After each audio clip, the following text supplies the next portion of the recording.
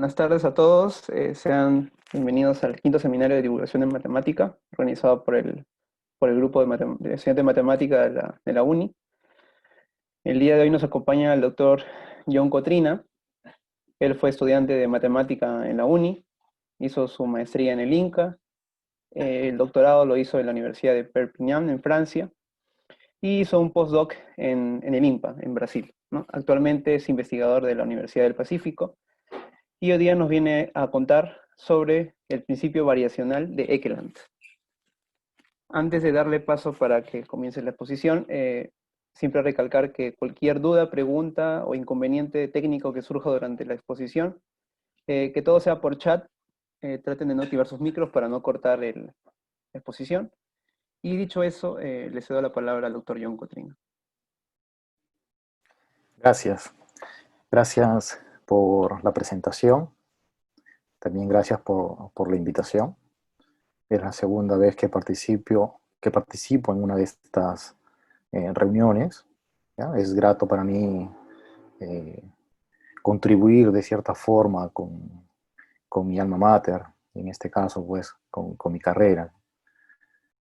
Y bueno, en este caso, pues, voy a hablar del principio variacional de Ekeland, que más que un trabajo de investigación mío, dado mi primera experiencia en este tipo de reuniones, donde pude observar alumnos llevando cursos de cuarto ciclo, quinto ciclo y tercer ciclo, por ahí algunos, decidí hacer algo un poquito menos exigente, ¿ya? En el sentido de la investigación, pero muy importante como herramienta matemática, ¿ya? Eh, debo precisar que justamente el principio variacional de Ekeland es una de las herramientas más importantes que hay en el análisis no lineal, ¿ya? Debido a la gran cantidad de aplicaciones que tiene este resultado, tanto a nivel teórico como práctico. ¿Okay? Y en este caso, pues este resultado sucede en espacios métricos completos. Sin embargo, por una cuestión de comodidad, simplemente me voy a restringir al espacio Rn. Y si tenemos alumnos que todavía no han llevado un curso de análisis, podemos pensar simplemente como funciones de una variable, si ustedes quieren, ¿no? En R nada más. ¿Ok? Entonces, vamos a comenzar. Para ello voy a parar mi video y voy a tener la pantalla completa para que ustedes puedan observar esta charla. Ok, bueno, en ese caso, chicos, fíjense, el principio variacional de Ekeland menciona lo siguiente. Aquí está. Dice, CAC, un subconjunto cerrado del espacio Rn, si ustedes quieren, de la recta, un conjunto cerrado dentro de la recta. F, una función definida sobre este conjunto, valores reales, que es semicontinua inferior y acotada inferiormente, pues ocurre lo siguiente, que para cada epsilon positivo y z en el conjunto C, que satisface que f de z es menor que el ínfimo de la función sobre el conjunto C más epsilon, pues entonces va a existir un número, en este caso un y, que pertenece al conjunto C, que cumple estas tres condiciones. La primera condición me dice que está lo suficientemente cerca de z. ¿Ok? La segunda condición me dice que la función en y, sumado un poquito, pues sigue estando por debajo de la función evaluada en z. Y la tercera me dice que esta función f de x más epsilon veces la norma, en este caso, de x menos y, siempre es mayor o igual que el f de y. Ahora, si ustedes quieren, pueden entender esto como que esta función f más esta perturbación positiva alcanza su mínimo justamente en y. ¿Ok? Pero bueno, para entender bien de qué trata justamente el principio variacional de Ekeland, uno tiene que retroceder un poco hacia el famoso teorema de Weierstrass, que nos dice que toda función continua sobre un conjunto compacto pues alcanza su máximo y su mínimo. ¿ok? Sin embargo, si uno debilita la continuidad a este concepto débil de semicontinuidad inferior, ¿ok? Eh, podemos todavía seguir utilizando el resultado de Weierstrass. Es decir, esta función sobre un compacto va a alcanzar su mínimo. El máximo ya no necesariamente, pero el mínimo podemos garantizar. ¿Ok? Entonces, básicamente lo que vamos a hacer ahora es tratar de introducir algunos elementos, por ejemplo, el espacio RL, básicamente la notación, la norma euclidiana, ¿okay? La definición de semicontinuidad inferior, algunas propiedades que tienen este nuevo concepto, y a partir de ahí vamos a tratar de ver una demostración sencilla del teorema de Weierstrass, y esto nos va a permitir a nosotros poder entender de qué trata justamente el principio oracional de líquido. ¿Ok? Entonces comencemos con primero nuestros preliminares. Fíjense, lo usual, vamos a denotar por R el conjunto de los números reales, vamos a denotar por Rn al espacio unidimensional euclidiano. Eso significa que si yo tengo un elemento de Rn, X, pues este consta de n coordenadas. ¿Ok? La norma euclidiana del vector X, o de X nada más, si ustedes quieren, no es otra cosa que la raíz cuadrada de la suma de cuadrados de las coordenadas. Y para cada X vamos a denotar por esta B especial su X a cualquier conjunto abierto de Rn, tal que X pertenece justamente a ese conjunto. Es usual llamar a este conjunto una vecindad de X. ¿Ya? Simplemente por comodidad lo pongo acá. Ahora, repito, ¿no? Si tienen mucha complicación con el espacio Rn porque todavía no han llevado un curso de análisis en varias variables, pueden pensar que están en los reales y en este caso la norma sería el valor absoluto. ¿Ok? Y claro, bueno, como mínimo tienen que, estoy suponiendo que han visto o conocen el curso de análisis real. ¿Ok? Pero bueno, si hay alguna complicación, alguna duda, al finalizar me la pueden hacer para poder resolverla. Ok, en ese caso, recordemos algunos elementos de las funciones. C a C, un subconjunto del espacio Rn, f una función definida en C. ¿Ok? El gráfico viene dado por el par XR, donde X es un elemento de C y R es un número real, pero igual justamente a la función en X. ¿Ok? Y para cada R real, definimos el nivel inferior de la función f en R, lo cual vamos a denotar como S sub f de R, como el conjunto de todos los X donde la función es menor o igual que R. Geométricamente esto se puede observar de la siguiente forma. Fíjense, aquí voy a hacer un bastante abuso un abuso geométrico. Ya voy a identificar, si ustedes quieren, al espacio Rn como si fuese los reales, esta recta horizontal, ¿ya? Simplemente por comodidad. Y en este caso el gráfico pues se representa eh, básicamente como lo que ustedes ya conocen, con ese dominio C. ¿Ok? En este caso yo estoy considerando pues esta curva. ¿Ok? Ahora, los conjuntos de nivel inferior básicamente son los siguientes. Uno toma un R que pertenece a los reales, como se puede apreciar, y en este caso, si nosotros trazamos una línea horizontal, podemos observar que esta línea horizontal lo que está haciendo es dividir la gráfica de la función en dos partes, ¿no? Una parte que está por encima de esa línea o de ese espacio paralelo a Rn, y la parte que está por debajo, la parte que es menor, si ustedes quieren.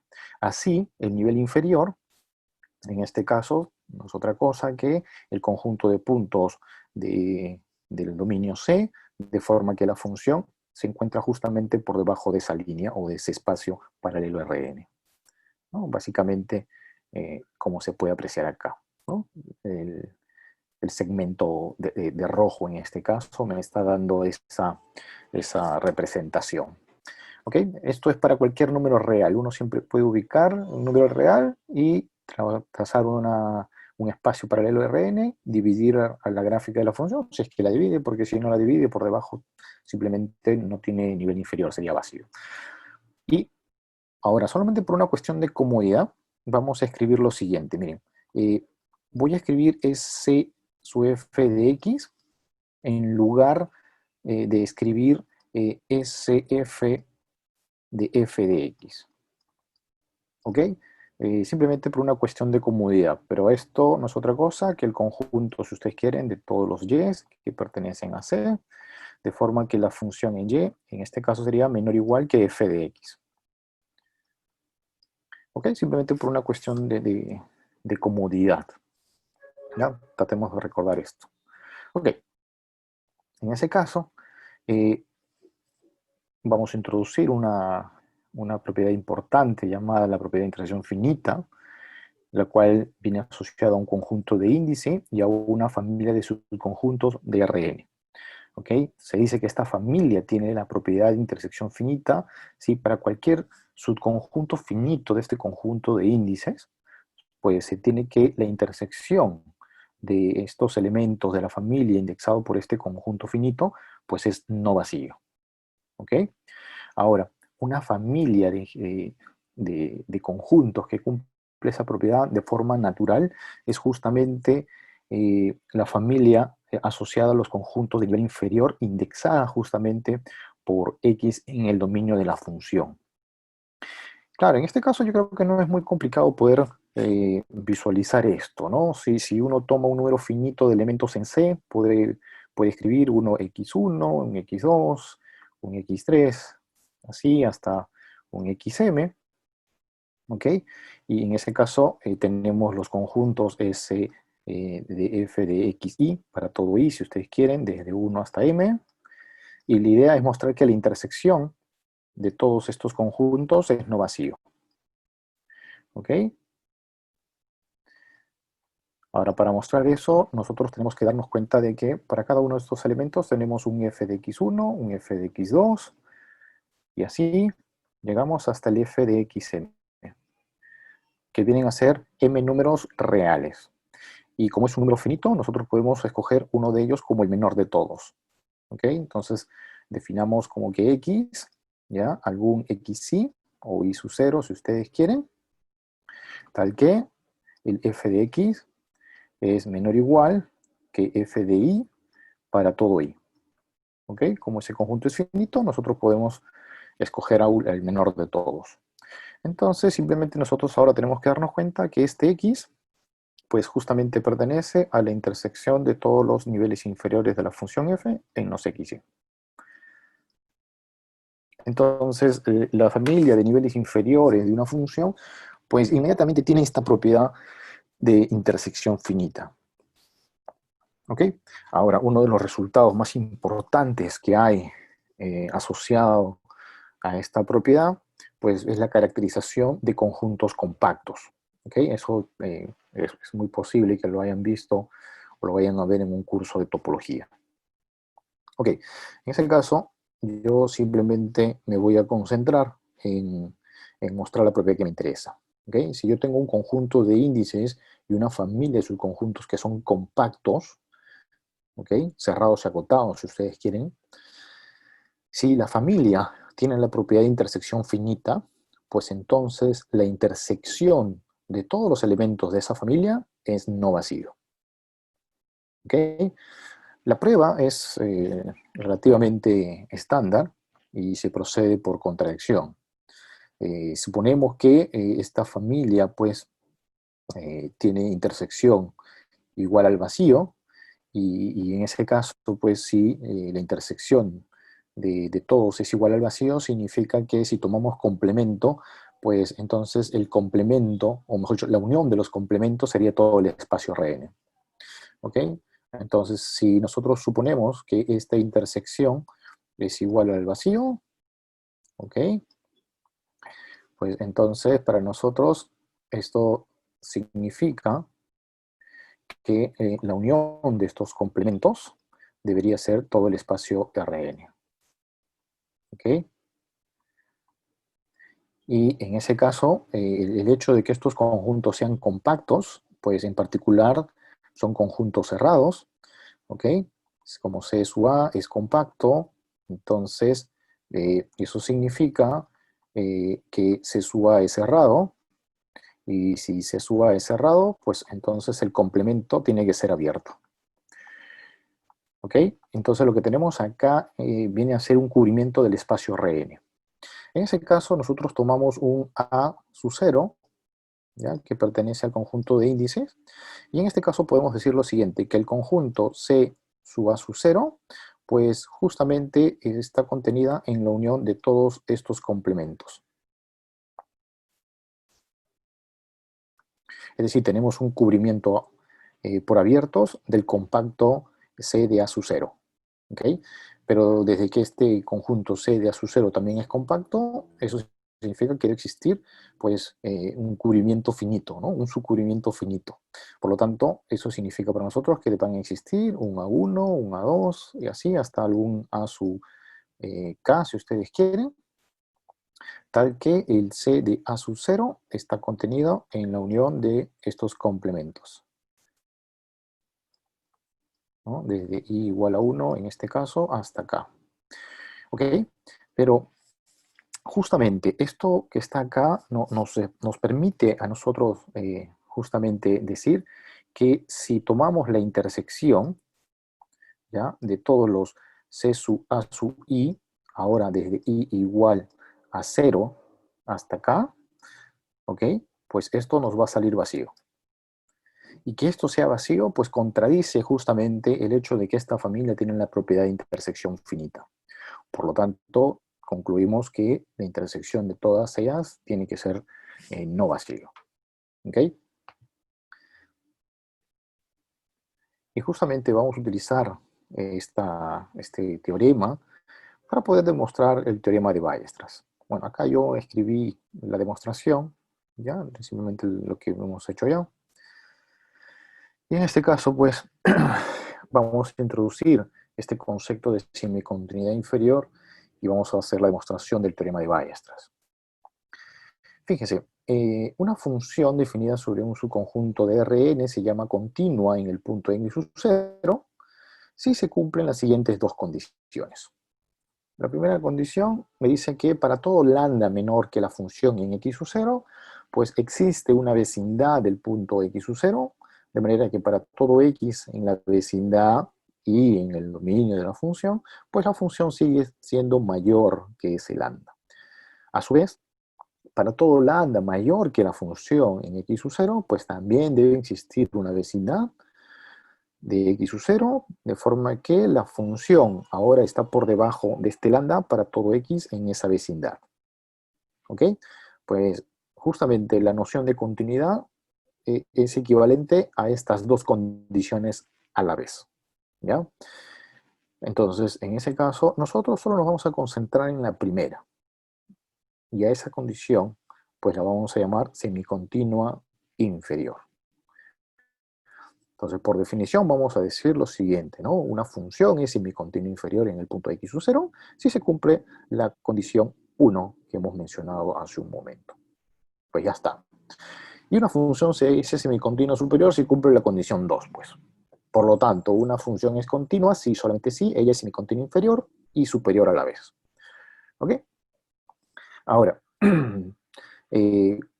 cuando la función sea semicontinua en todos los puntos del dominio, pues simplemente diremos que la función es semicontinua inferior, ¿no? Para no estar escribiendo que es semicontinua en cada punto. Ok. Ahora, un ejemplo sencillo donde uno pueda visualizar una función semicontinua inferior que no sea continua, pues viene a ser esta. La función que vale 1 cuando x es menor o igual que 1 y vale 2 cuando x es mayor que 1. Claro, en este caso, pues, ustedes se pueden dar cuenta que esta función es continua en todos los reales menos el 1. Y en el 1, si nosotros tomamos cualquier lambda menor que la función en 1, en este caso sería 1, pues, fíjense, sería tomar un lambda que se encuentra más o menos a esta altura. ¿Ok? Y en ese caso, para ese lambda, pues uno se da cuenta fácilmente, geométricamente, que sí, hay una vecindad de la función en ese punto, de forma que el f en toda esa vecindad sigue siendo mayor que el lambda. Pues ya está. Y claro, uno podría pensar que las funciones que son semicontinuas inferiores en algún momento pues son continuas. Y la respuesta es que no. Hay funciones raras como la siguiente, la función de Dirichlet. En este caso, esta función vale 0 en los racionales y vale 1 en los irracionales. Es completamente discontinua, si ustedes quieren. ¿Ya? Sin embargo, esta función es semicontinua inferior en cada x racional. Claro, entonces más o menos, ¿no? Uno puede pensar o imaginarse, pues, o bueno, voy a exagerar un poquito, pero uno se puede imaginar esto, ¿no? 0 en los racionales y es 1 en los irracionales, más o menos esta característica. Y si uno toma un lambda por debajo de 0, por ejemplo acá, pues va a notar que efectivamente, ¿no? Existe vecindad de cualquier punto, de forma que la función sigue por encima de ese lambda. ¿Ok? Sin embargo, la función no es semicontinua inferior en el 1. ¿Ya? Ahí sí falla, ¿no? Por una cuestión de la densidad de los racionales en los reales. Pues ya está. ¿Okay? Entonces podemos decir nosotros que esta función es semicontinua inferior en los racionales. Ok, ahora, ¿qué propiedades tienen esta familia de funciones semicontinuas? Nosotros sabemos que si tenemos dos funciones que son continuas, por ejemplo, la suma sigue siendo una función continua. Pues esta propiedad también se verifica con las funciones que son semicontinuas inferiores. Si yo tengo dos funciones semicontinuas, pues la suma también lo es. Y claro, la demostración no es muy complicada, ¿no? Básicamente tomamos un lambda menor que la suma y escribimos este lambda como un lambda 1 o lambda 2, de forma que lambda 1 sea menor que la función en x sub 0 y lambda 2 menor que la función en g. Y aplicamos la semicontinuidad inferior para f y para g. Luego intersectamos las vecindades y obtenemos la vecindad que necesitamos para mostrar que efectivamente ocurre esta desigualdad que nos piden. Ya está, ¿no? No es muy complicado. Lo importante aquí es mostrar que la familia de funciones semicontinuas inferiores es cerrada bajo la operación de la suma. ¿Ok? Ahora, otra caracterización importante también se da con las sucesiones. ¿Ya? Una función es semicontinua inferior en X, sí, solamente sí, para toda sucesión que converge a X, pues se tiene que el límite inferior de la sucesión de imágenes, pues es mayor o igual que la función en X. Esto siempre debe ocurrir. ¿Ya? Entonces yo dejo esta proposición como tarea o como ejercicio, ¿no? Para que busquen un poquito de información sobre el límite inferior. Y sí me voy a concentrar en el siguiente resultado. Fíjense, este concepto ya empieza a establecer o relacionar el concepto de semicontinuidad inferior con propiedades topológicas que tienen los niveles inferiores. Fíjense, este resultado dice que la función es semicontinua inferior, ¿ya? Sí, solamente sí, el conjunto de nivel inferior en lambda es cerrado en el conjunto C para todo lambda real. Aquí ya están hablando, o nos están hablando nosotros de topología relativa. Si se complican mucho, pueden suponer que el conjunto C es cerrado y aquí el conjunto de nivel sería cerrado en la topología del espacio Rn, ¿ya? Para no complicarse tanto. Ahora, para poder visualizar esto, lo único que tenemos que hacer es entender qué significa que estos conjuntos de nivel inferior sean cerrados. Pues básicamente significa que el complemento es abierto, eso es lo mismo. Pero que el complemento sea abierto, pues significa que para cualquier elemento justamente en el complemento debe existir una vecindad de ese punto que sigue dentro del complemento. Pero eso es justamente la definición de una función semicontinua inferior. Entonces aquí esta propiedad de semicontinuidad inferior pues es una propiedad topológica de todos los niveles inferiores que tiene esta función. ¿Okay? En realidad existen más propiedades, con algunos elementos adicionales llamados, por ejemplo, el epígrafo de la función, que es el gráfico y la parte superior del gráfico unido al gráfico, ¿no? Y este conjunto es cerrado en la topología del espacio producto. Pero eso ya se escapa pues, del objetivo de esta charla. Y en ese caso, chicos, vamos a mostrar el siguiente resultado, que es conocido como el teorema de Weierstrass. Este teorema nos dice que si consideramos C un conjunto compacto y F una función que es semicontinua inferior, pues entonces va a existir un X sub 0 que pertenece justamente a este compacto, de forma que la función en X sub 0 es menor o igual que la función en X para cualquier X. Es decir, la función alcanza su mínimo. ¿Ok? Ahora, básicamente lo que vamos a hacer es lo siguiente. Nosotros ya sabemos que en este caso la familia de los niveles inferiores tienen la propiedad de intersección finita. ¿Ok? Y el hecho de que la función sea semicontinua inferior significa que cada uno de estos niveles inferiores son conjuntos cerrados. Son conjuntos cerrados dentro de un compacto. Por lo tanto, estos conjuntos también son compactos.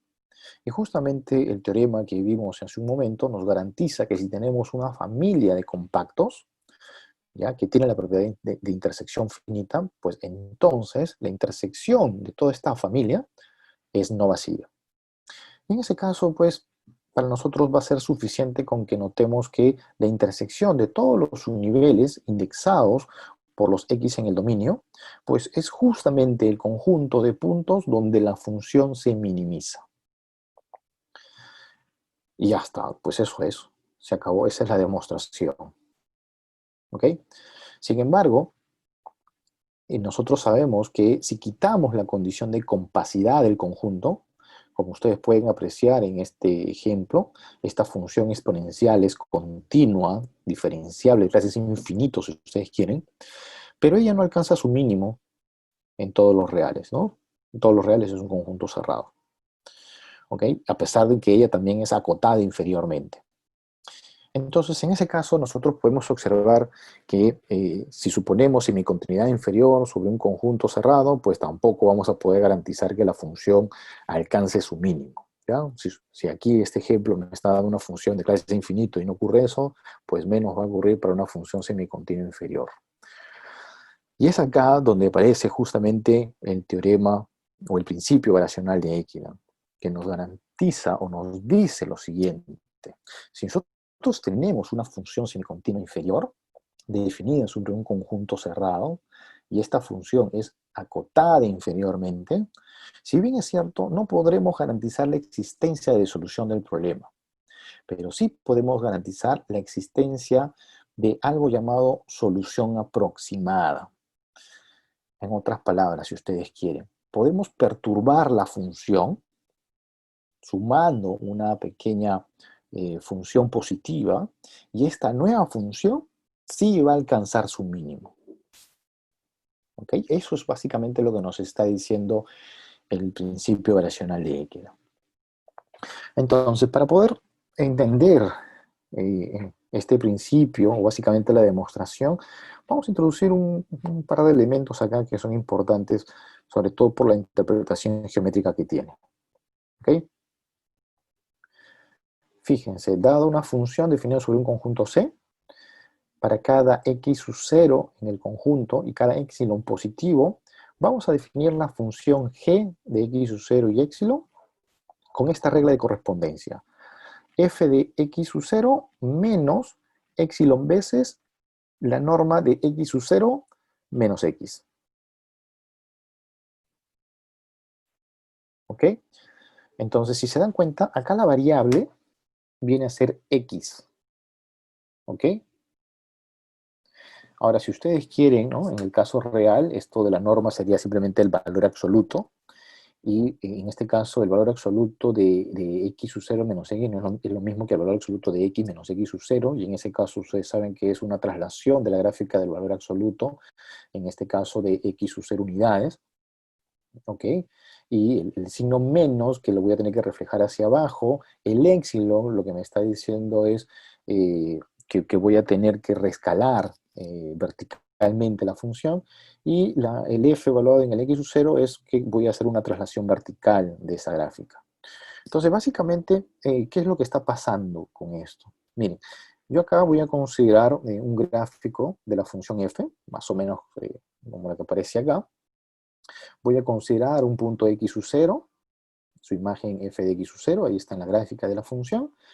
Y justamente esta función g de x sub 0 epsilon, ¿ya? Para algún epsilon dado, pues viene a ser esta gráfica de color negro. En este caso yo estoy escogiendo epsilon igual a 1.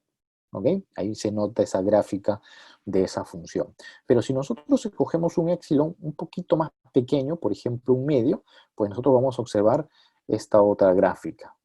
Entonces uno puede notar que cuando epsilon tiende a 0, pues básicamente estas gráficas se van haciendo cada vez más próximos a la recta horizontal. ¿Ok?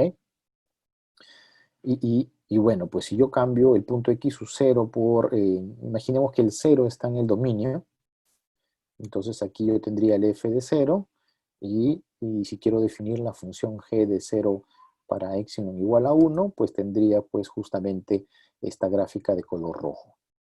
¿Ok? Entonces, básicamente, el principio variacional de Ekeland también podemos entenderlo de forma geométrica, ¿ya? Básicamente nos va a decir que si tenemos una función semicontinua inferior, ¿ok? Y que es acotada inferiormente, entonces nosotros siempre vamos a poder encontrar un punto x sub 0, si ustedes quieren, o un y en el dominio de la función, de forma que la función g de y el epsilon dado, pues esa función siempre va a estar por debajo a la gráfica de la función f. Más o menos como en este caso la gráfica de color rojo, ¿no? El único punto donde coinciden es en el 0, ahí coincide, pero de ahí la gráfica de rojo está por debajo de la gráfica de la función f. Pues básicamente la interpretación geométrica que da el principio variacional de Ekeland es justamente eso, es que podemos encontrar un punto con esas características, ¿ok? Y justamente ese punto con esas características recibe el nombre de solución aproximada. Ok, entonces veamos el ejemplo anterior, la exponencial. Ok, en ese caso nosotros podemos notar que el ínfimo es 0 y vamos a tomar un epsilon igual a 1. Ok, en ese caso vamos a tomar una función, perdón, la función evaluado en un z de forma que sea menor que 1, es decir, es menor que el ínfimo más este epsilon. Ya siempre es posible encontrar o hacer eso. En ese caso, pues, vamos a considerar la gráfica de esta función g de z1. Entonces aquí está la gráfica de mi función f. El epsilon era 1, que básicamente lo estoy ubicando en esta línea horizontal. ¿Ok? Entonces voy a ubicar el z en los reales de forma que el f de z sea menor que 1, que básicamente estoy aquí. Y en este punto de la gráfica de la función, pues voy a trazar la gráfica de la función g. Y en este caso me sale esto. Y eso es justamente, está cumpliendo la parte geométrica que había mencionado hace un momento, ¿no? Que la gráfica de la función g está por debajo de la gráfica de la función f. Aquí salió pues de manera casi inmediata. Ahora hay que entender esta desigualdad, pues. ¿Ok? Entonces se observa que para todo x, ¿ya? La gráfica de la función g está por debajo de la gráfica de la función f. Y eso lo escribo de esa forma, pues, ¿no? G de x es menor o igual que f de x. Pero ¿quién era la función g? La función g era f de z menos el valor absoluto, en este caso, de x menos z. Y eso menor o igual que el f de x. Pues ahora ese valor absoluto lo paso al lado derecho y obtenemos justamente esta expresión. Y si ustedes recuerdan un poco, pues esta expresión tiene justamente, es lo que menciona el principio racional de equidad. Y si ustedes consideran esa función o esta suma de funciones como una nueva función, por ejemplo, llamémosle h de x, ¿ok? Ustedes pueden notar que esto que está acá es justamente h de z. Y entonces lo que estamos haciendo, o lo que estamos mostrando, es que esta función h en realidad sí alcanza su mínimo. ¿Ok? Por lo tanto, yo creo que estamos relativamente preparados para poder enunciar nuevamente el teorema de Ekeland. y hacer un esbozo de su demostración, ¿ya? Entonces, vamos a partir nuevamente de este teorema, que nos dice que, dada una función semicontinua inferior, acotada inferiormente, definida sobre un conjunto cerrado, ocurre lo siguiente, que para cada épsilon positivo y cada z en el conjunto C, de forma que la función en z sea menor que el ínfimo de la función sobre C más épsilon. Aquí hay que notar que el ínfimo existe. Desde que la función es acotada inferiormente, este ínfimo existe. ¿Okay? Lo que no sabemos es si existe el mínimo. No podemos garantizar eso. ¿Okay? Y en este caso, para cada épsilon y cada z, de forma que el f de z está suficientemente cerca, por así decirlo, del ínfimo, entonces existe un y, tal que este y está cerca del z, de forma que el f evaluado en y más épsilon veces la distancia entre z y y es menor o igual que la función en z. Eso significa que esta función f evaluado en y, a pesar de que le sumas algo positivo, sigues estando por debajo de la función evaluada en z. Y la última, pues la que había mencionado, ¿no? Que esta función suma f más el valor absoluto, o la norma en este caso de la diferencia, pues alcanza su mínimo justamente en y. ¿Ok? Entonces la idea es poder establecer una demostración geométrica, ¿ya?, de este resultado. Y para ello pues vamos a notar un par de cositas. Primero, fíjense que si nosotros de frente escogemos y igual a z, podemos notar que la primera condición se cumple y la segunda también, de forma inmediata, ¿no? Si y es igual a z, la primera y segunda condición ocurren trivialmente. Lo que no podemos garantizar es la tercera condición.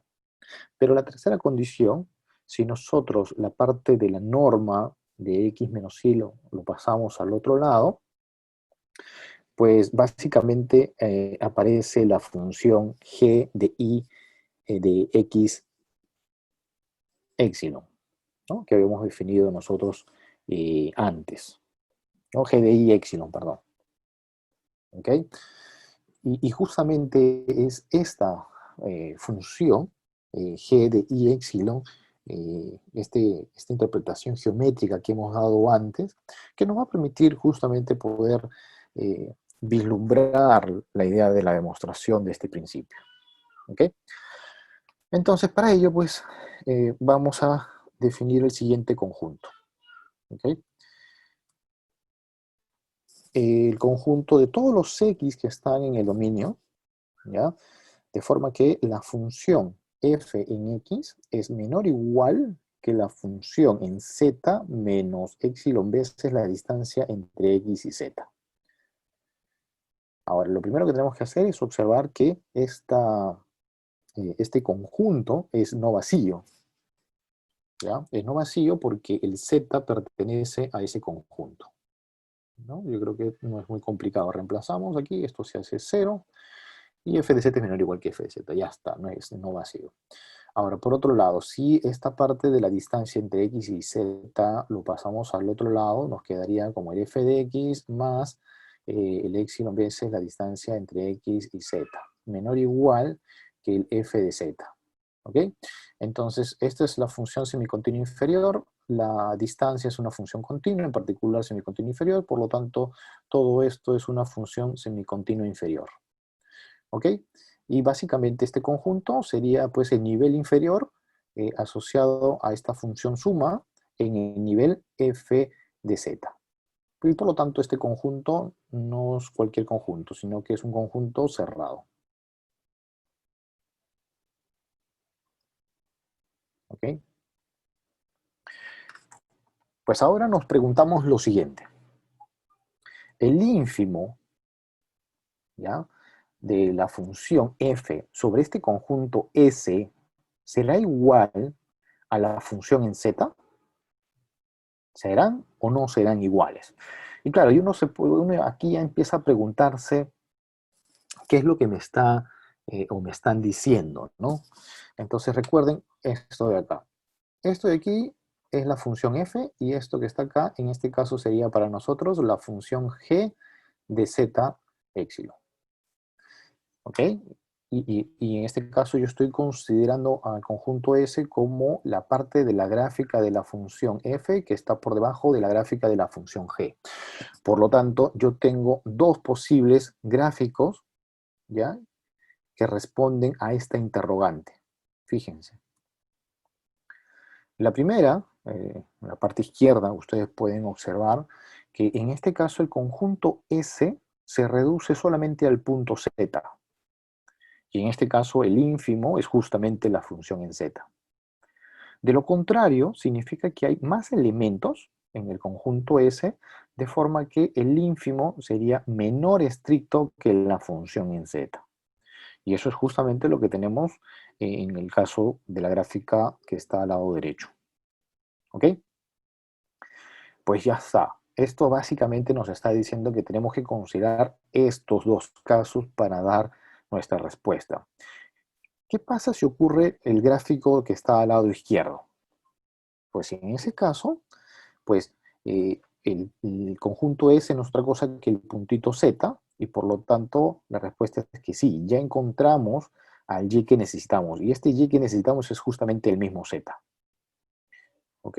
Sería el mismo Z, porque él va a cumplir ahora los tres requisitos. Si ustedes se dan cuenta geométricamente, la función g de z épsilon está por debajo de la gráfica de la función f, que es justamente lo que buscábamos. Pues ya está, se acabó el problema.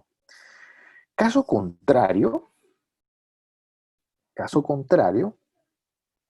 eso significa que el ínfimo de la función f sobre el conjunto S es menor estricto que z. ¿Ok? En ese caso, ¿qué es lo que vamos a hacer? Pues bueno, en ese caso lo que vamos a hacer es definir un nuevo conjunto. ¿Ya? Entonces aquí estoy considerando nada más el segundo caso. ¿Ok? Y en este caso, lo que nosotros podemos hacer es escoger, ¿ya?, dado que el ínfimo sobre el conjunto S es menor que el f de z, entonces yo puedo escoger un z1 que está en el conjunto S, de forma que la función en z1 sea menor que el ínfimo más un medio de la resta entre f de z y ese ínfimo. ¿Ok? Entonces, aquí está, esto que está acá en realidad es conveniencia, ¿ya? Y esto es porque estoy tratando de seguir la demostración que hizo Ekela. Pero en realidad es meramente conveniencia. Uno puede colocar alguna cosa que es pequeña y en la construcción ustedes van a poder visualizar eh, que me va a permitir concluir lo mismo. ¿Ok? Pero ya está, yo lo dejo ahí. Y en ese caso, ustedes eh, lo que vamos a hacer es simplemente volver a definir un conjunto S1 con las mismas características del conjunto S. ¿Quién es? Es el conjunto de todos los puntos X que están en S, de forma que la gráfica ahora de mi función f está por debajo de la gráfica de la función g de z1, épsilon.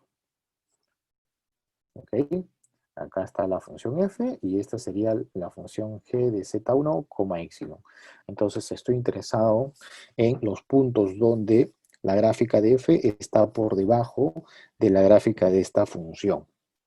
Y nuevamente nos preguntamos lo mismo, pues, ¿no? La función en z1 será igual al ínfimo de la función sobre este conjunto S1. Y ya sabemos que esta pregunta corresponde a dos tipos de gráfica, ¿no? La gráfica que presenté en el caso anterior, la gráfica de la izquierda donde el S se reduce a un solo punto y ese punto es justamente la solución del problema, o un gráfico similar al que ustedes ven acá, donde el ínfimo pues es menor estricto que la función en Z1 y por lo tanto deberíamos volver a construir un conjunto con características similares, ¿ya? Entonces, ¿qué es lo que estamos haciendo? ¿Ya? Si se dan cuenta, estamos básicamente haciendo un procedimiento.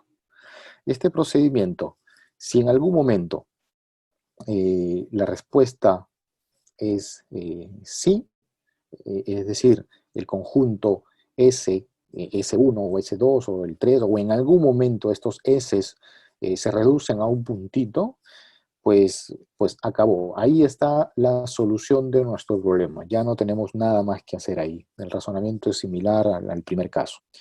Pero ¿qué pasa si la respuesta es no? Es decir, podemos continuar con esta construcción de manera indefinida. Pues fíjense, si nosotros continuamos, lo que vamos a hacer es construir en realidad una sucesión de puntos, en este caso zn, y también una sucesión de conjuntos S sub n que cumplen tres propiedades. La primera propiedad es que el z de n más 1 está dentro del S de n. El S de n tiene que estar metido dentro del Sn menos 1, ¿no? Porque lo estoy cada vez construyendo dentro del anterior. Y el f de z de n más 1 es escogido de forma que sea menor que el ínfimo de f sobre el Sn más un medio de la resta entre el f de zn y el ínfimo sobre Sn. ¿Okay? Que es la misma definición que dimos al inicio. Entonces, básicamente lo que estamos haciendo es construir estas dos sucesiones, una de los puntos y la otra de los conjuntos, y que cumplen estas tres propiedades.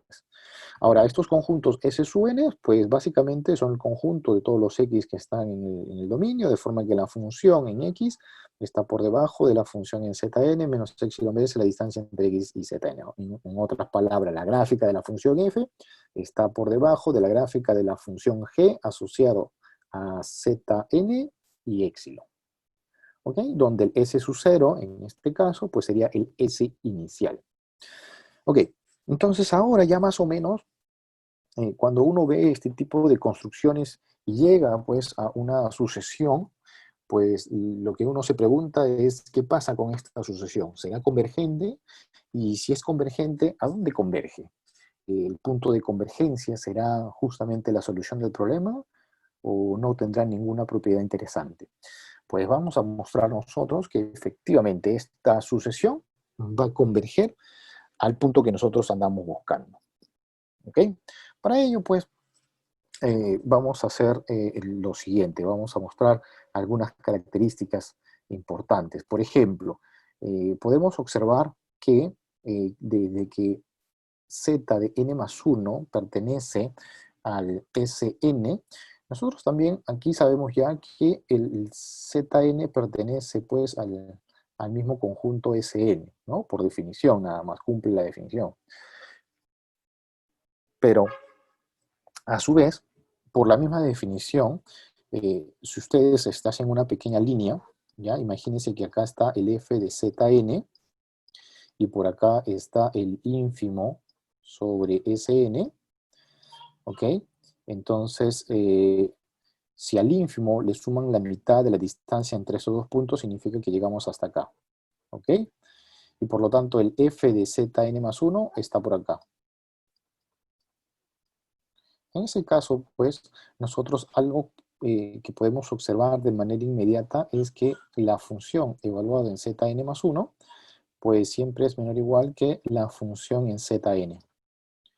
Y eso básicamente nos está diciendo a nosotros que la sucesión de las imágenes es una sucesión decreciente. Ahora, por hipótesis, la función era acotada inferiormente, por lo tanto, esta sucesión es acotada inferiormente. Entonces, si es monótona y acotada, ella tiene que ser convergente. Es decir, la sucesión de las imágenes es convergente. Pero eso todavía no nos dice que la sucesión de los puntos sea convergente. ¿Ok? Entonces yo voy a escribir esta parte nada más. ¿Ok? Nosotros podemos observar esto de la misma definición. Y eso significa pues que el f del Zn más 1 está por debajo del f de Zn y por lo tanto la solución es decreciente. Como es acotada inferiormente, ella tiene que ser convergente. Ya está. Digamos que converge a un f sub 0. ¿Ok? Ahora, vamos a mostrar que esta solución es convergente. Y es aquí donde lo que vamos a hacer es mostrar que esta solución es de Cauchy. ¿Por qué es que necesito mostrar que es de Cauchy? Pues ustedes saben que en el espacio Rn toda sucesión de Cauchy es convergente. Y es aquí donde se ve la necesidad de trabajar en espacios métricos completos, ¿ok? Por la misma demostración de la construcción de esta sucesión, pues vamos a llegar a que esta sea una sucesión de Cauchy, por lo tanto, esto exige que este teorema solo funcione en espacios métricos completos. Ok, entonces nuevamente, ¿no? Básicamente hay que recordar estas propiedades, ¿ya? Estas tres propiedades. Yo lo voy a tratar de marcar aquí, ¿no? El Zn más 1 siempre está dentro del Sn, el Sn dentro del Sn menos 1 y esta otra parte que está acá. ¿Ok? En ese caso, pues, nosotros podemos notar lo siguiente, ¿no? Que el Zn más 1 pertenezca al Sn significa que se cumple esta parte de acá. Claro, esto proviene de esta cosa, ¿no? El f de Zn más 1, ¿ok? Es menor o igual que f de Zn menos epsilon veces la norma, en este caso, de Zn más 1 menos el Zn, ¿ok? En este caso, el epsilon multiplicado por esa norma lo paso al otro lado y el f de Zn más 1 por el otro lado y obtengo esta expresión. ¿Ok? Ahora, si nosotros consideramos pues m y n, dos números naturales, de forma que m sea mayor que n, entonces nosotros podemos construir esto de forma recursiva y puedo completar con el epsilon multiplicado por la norma del z de n más 2 menos el z de n más 1. Debería ser menor o igual que el f del z de n más 1 menos el f de z de n más 2. ¿Ok? Y si nosotros continuamos con esto, pues voy a llegar a el epsilon multiplicado por la distancia entre el zm menos el zm menos 1, y esto debería ser menor o igual que el f del zm menos 1 menos el f de zm. ¿Ok? Ahora, si nosotros sumamos todas estas expresiones, en el lado derecho, pues hay varias cosas que se van cancelando, ¿no? Y lo único que nos queda es que f de zn menos f de zm. Ahora, en el lado izquierdo, la suma de todas ellas se puede factorizar el epsilon y aplicamos la desigualdad triangular generalizada en este caso. Y vamos a llegar también pues que esto debería ser mayor o igual que epsilon veces multiplicado por la distancia entre zm menos zn. Ahora, dado que la sucesión de las imágenes era convergente, pues esta cosa que está acá también se comporta como Cauchy. Es decir, esto lo puedo hacer tan pequeño como yo quiero, un epsilon prima. Y por lo tanto, esto me permite concluir a mí que la sucesión Zn es una sucesión de Cauchy. Ahora, dado que estamos trabajando en Rn, eso significa que el espacio es completo y por lo tanto esta sucesión converge. Ok, entonces yo voy a tratar de escribir esto un poquito más ordenado. Es básicamente esto, y a partir de aquí hemos concluido que esta sucesión es convergente, pues, ¿no? Y digamos que ella converge a un Y. Por lo tanto, algo que nosotros podemos mencionar acá de manera inmediata, ¿ya? Es que por la caracterización con sucesiones de la semicontinuidad inferior, es que el límite, ¿ya? En este caso inferior de f de los zn, sabemos que debería ser mayor o igual que el f evaluado en el límite que es y. Pero como esta solución es convergente, esto no es otra cosa que el límite del f de zn, que habíamos dicho que era pues un f sub 0. Por lo tanto, nosotros básicamente aquí podemos inferir que f sub 0 es mayor o igual que la función en i. ¿Ok? Es lo único que podemos inferir por el momento. ¿Qué otras cosas se pueden apreciar acá? Fíjense, por la misma construcción, ¿ya? Yo creo que no debería ser muy complicado, pero creo que se puede observar que este Y pertenece a todos los conjuntos S sub n, ¿no? Por la misma construcción. Si se dan cuenta, la sucesión de los Fs cada vez se va haciendo más pequeño. Entonces, este f de i en realidad siempre está por debajo de el f de cualquier zn, ¿no?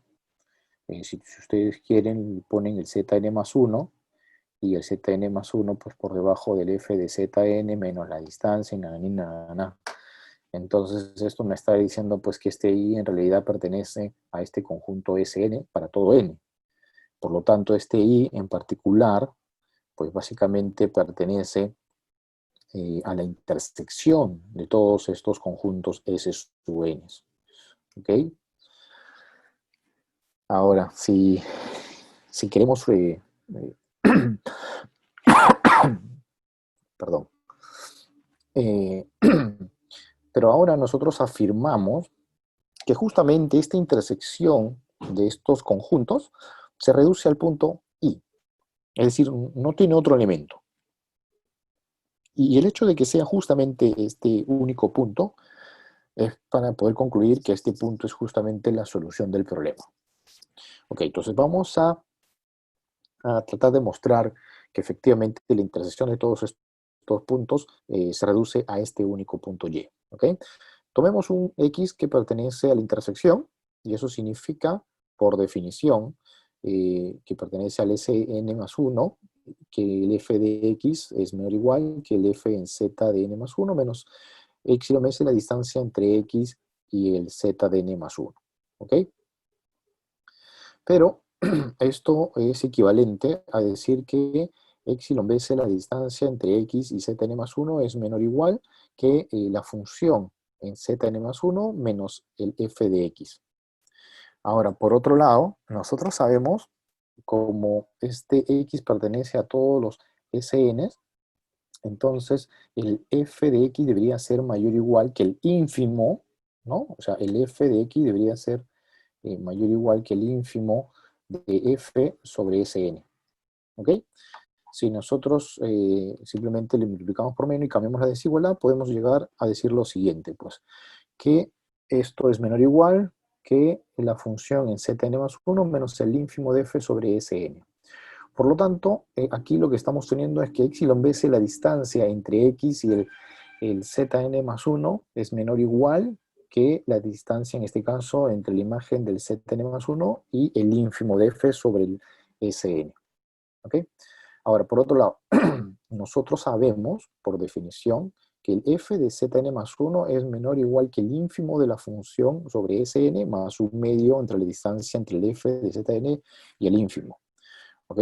Pero esto que está acá, toda esta operación, si ustedes quieren, se convierte en simplemente un medio de la suma del f en Zn más el ínfimo. ¿Ok? No hay nada sorprendente ahí, simplemente operamos y obtenemos esto. Pero esto justamente, si el 1 medio paso a multiplicar el 2, pues voy a obtener que 2 veces la función en Zn más 1 es menor que la función en Zn más el ínfimo sobre Sn. Y esa parte, es justamente esta parte la que a mí me interesa.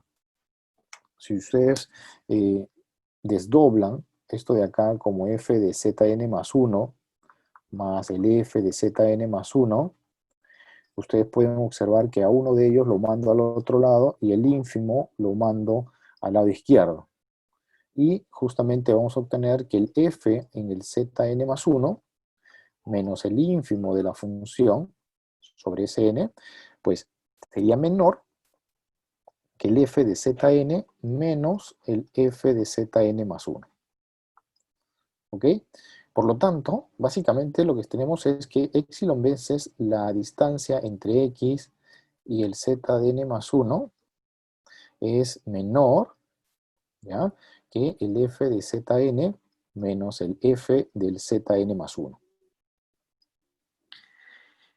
Y claro, ahora simplemente pues como la sucesión de imágenes es convergente, pues esto converge a cero, pues, ¿no? Y por el teorema del sándwich, esto me está diciendo a mí que en realidad la sucesión Zn pues debe converger en este caso a x. Pero como el límite es único, eso significa que x tiene que ser igual a y. Por lo tanto, la intersección de todos estos conjuntos es exactamente el punto Y. No hay más elementos en ese conjunto. Ahora, si ustedes gustan, con lo que he mencionado antes, pues de que aquí uno pues va agregando eh, en esta definición, ¿no? Esta parte de acá donde dice el f del zn más 1 es menor que el ínfimo más un medio de algo, pues en realidad nosotros podríamos reemplazar por algo con esta naturaleza o escogerlo de esta forma, ¿no? Como menor que el ínfimo del f sobre Sn más 1 entre 2 a la n, por ejemplo, ¿no? Y eso me permite a mí poder observar que estos conjuntos Sn pues tendrían diámetro que converge a cero, ¿no? Y hay un resultado del análisis que me dice, ¿no? Que si tienes una familia de conjuntos cerrados con diámetro que converge a cero, pues eso significa que la intersección de todas ellas se reduce a un punto. ¿Ok?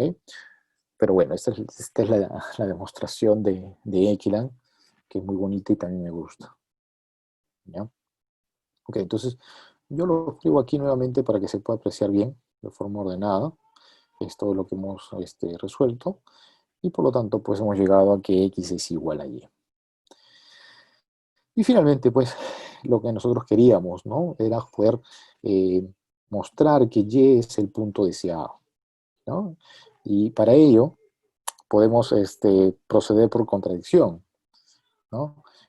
Supongamos que existe otro, un X en este caso diferente de Y, de forma que el f de X es menor que f de Y menos epsilon veces la distancia. Es decir, hay una parte de la gráfica de la función de f que está por debajo, estrictamente por debajo de la gráfica de la función g de Y epsilon.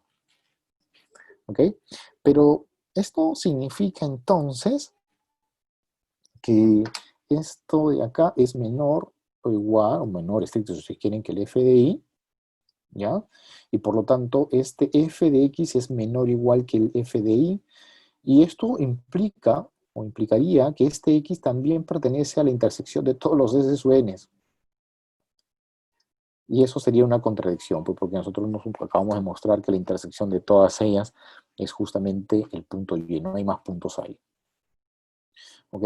Y por lo tanto, pues, simplemente hemos llegado a esa contradicción de suponer que hay algo menor o algo por debajo a la gráfica de la función f comparado con la gráfica de la función g de y epsilon. Y básicamente, pues, esta es la demostración del principio variacional de Equilan, ¿no? Ustedes, como pueden observar, se utiliza la semicontinuidad inferior para poder justificar que estos conjuntos S sub n que hemos construido son conjuntos cerrados, ¿ya? Debido a que estos conjuntos vienen a ser los subniveles, ¿ya? De la suma de dos funciones semicontinuas inferiores, que nosotros hemos podido apreciar que efectivamente la familia de funciones semicontinuas inferiores es cerrada bajo la suma, y en la misma construcción, pues, requerimos que el espacio tenga la estructura de ser completo para poder garantizar la existencia de este punto. ¿Ok? Aquí pueden surgir algunas preguntas que son interesantes, ¿ya? Y aprovecho para mencionarlas porque no tengo la respuesta. Eh, ¿Qué pasa si consideramos un espacio métrico que no es completo? ¿Ya? O mejor dicho, podemos encontrar un ejemplo, ¿no? De un espacio métrico que no sea completo, con una función semicontinua inferior donde no se cumpla el principio variacional de Ekenan. Yo creo que sería un bonito ejercicio para iniciar en este mundo del análisis no lineal. ¿Ok? Bueno, básicamente esa es mi charla.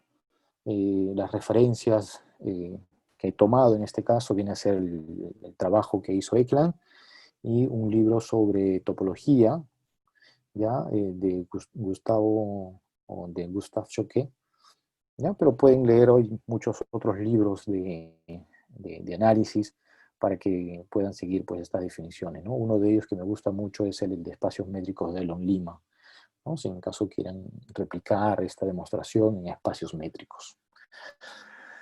Y bueno, en este caso, pues, muchas gracias por su atención y por favor cuídense mucho. Ahora vamos a pasar a la ronda de preguntas. Si alguien tiene alguna pregunta o consulta, es libre de usar el chat o activar su micro para hacerla. Buenas tardes, profesor.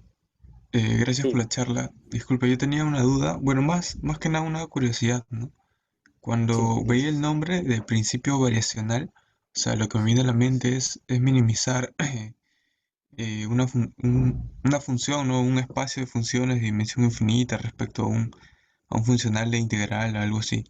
¿Ese problema que usted ha explicado tiene relación con algún contexto de esa forma más sí, sí. general o no? Ah, ok. En efecto, como mencioné, este resultado es válido en espacios métricos completos. Por lo tanto, si tú trabajas en un espacio LP de funciones eh, que son integrables de orden P en casi todas partes, pues ahí tienes un espacio métrico donde puedes minimizar una función con estas características. O sea, este resultado es válido en este tipo de espacio.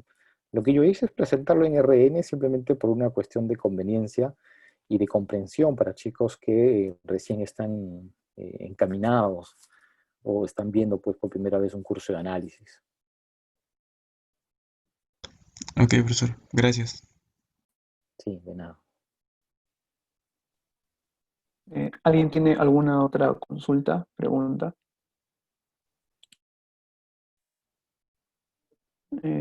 Bueno, creo que ya no hay más consultas, más preguntas.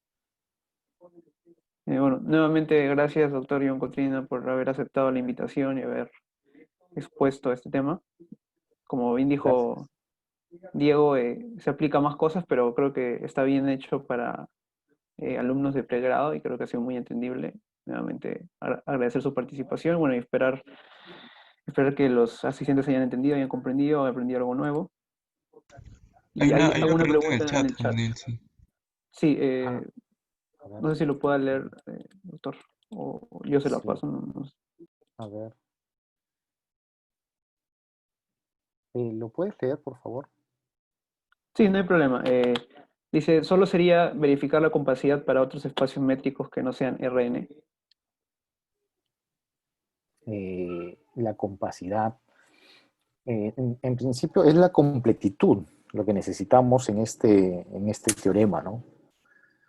Y recuerda, ¿no? Si tú tienes una función semicontinua, ¿ya? Definida en cualquier espacio topológico sobre un conjunto compacto, pues va a tener siempre su mínimo, ¿no? No hay ningún problema en ese caso.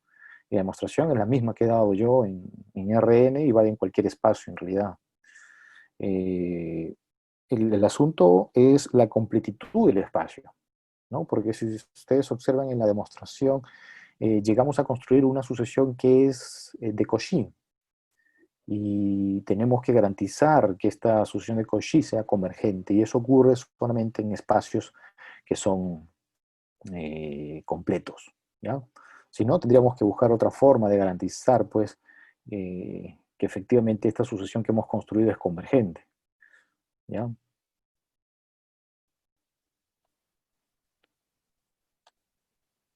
¿No? ¿Alguna otra consulta? Bueno, ahora sí creo que ya no hay más consultas. Nuevamente agradecerle, doctor Ion Continua, por la exposición y ya nos vemos en la próxima exposición que lamentablemente se ha cancelado la que había mañana por problemas personales de la expositora, pero ya la otra semana continuamos con el seminario de matemática, ¿no? Muchas gracias a todos los asistentes y muchas gracias al doctor Ion Continua por su tiempo. Nos vemos. Gracias a ustedes. Hasta luego.